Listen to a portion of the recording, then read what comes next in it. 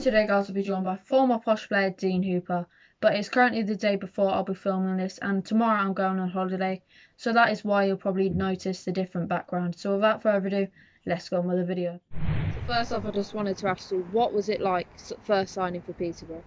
Yeah, I came through, you're probably not aware, but I came through the non-league route. So it's the second time I've turned professional. Yeah, no, really excited to join Posh. Actually, it was second time round for me. So initially I signed on loan from Swindon, 95, I believe. Yeah, so excitable times, yeah. So you featured in the team that holds our biggest ever win. What was it like featuring in that team? Yeah, glad you mentioned that because I actually scored in that game too. A good friend of mine, I'm still friends with now, Giuliano Galazioli, scored 5 that day. I hadn't long joined the club, so to sort of experience that, it was unbelievable.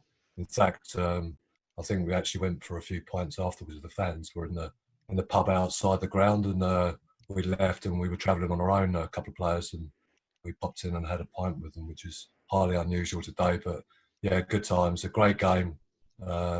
Yeah, I'm proud to be part of that little bit of history. So what was it like playing under Barry Fry? It was different. Baz was like a father figure. I'll be honest, I lost my dad just before I joined Posh. So I saw him in that sort of ilk. But he was good to me. He was understanding. A different coach, to say the least. He used to certainly get in people's faces, and passionate man, passionate about his football, passionate about the club. Yeah, I can't speak hardly enough of him, actually, to be honest. He was a good man, and he was good to me. Alright, so you played over 100 games for Posh, but which one was your favourite? We've just mentioned it. I think that joining that club, getting in the first team, obviously, and getting a 9-win away to Barnet was probably the best game. I didn't unfortunately play in the playoff final. I was injured. Probably would have been that if I had played. Although I felt part of it, I think you actually have to play the game to feel fully part of it, if that makes sense. So who was the best coach you ever played under in your career?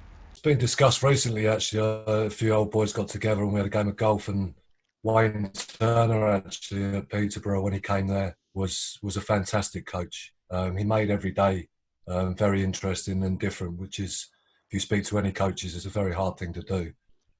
So I'd have to say Wayne Turner, to be honest.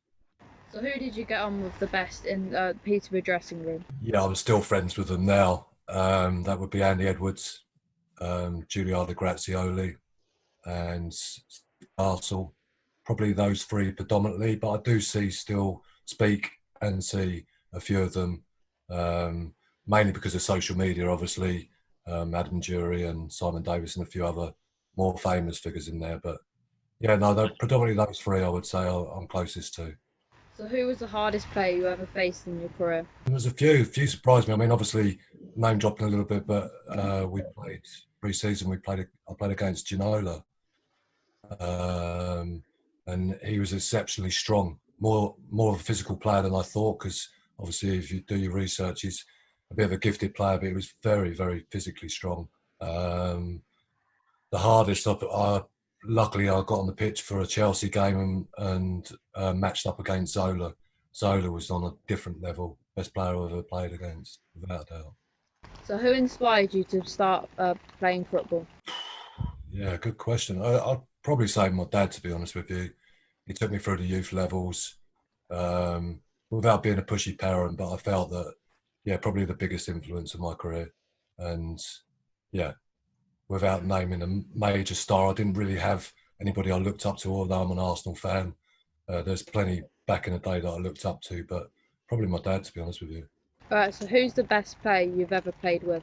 Well, at Posh, I would say there was a couple really. Adam Jury and Simon Davis, I would say, probably the two that stood out for me.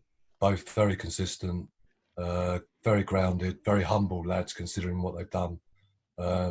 Yeah, fantastic ability. But I actually spoke to someone yesterday who I felt had more ability than all of the young lads that come through when I was there, was Tony Shields.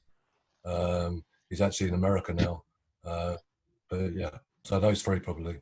So have you always been a right back, or did you first start off in a different position?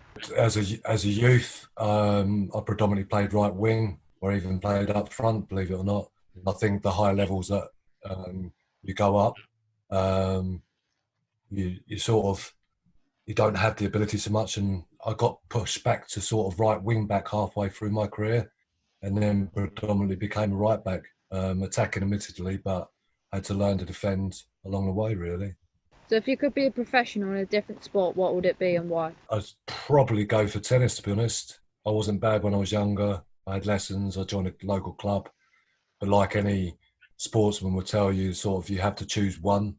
I enjoy my golf, but I'm not particularly brilliant at it. But tennis, I would say. So the last and final question I've got for you is, as a kid, what was your dream job? Yeah, it would be a footballer. I think most people will say it. Well, actually, weirdly, I really liked dancing when I was younger. So out of the two, yeah, I made it a one. So that's all the questions I've got for you. Thanks for coming on. I really do appreciate it. And good luck with what you're doing. And thanks for watching. If you did enjoy, don't forget to like, subscribe, leave a comment down below, and I'll see you in the next one.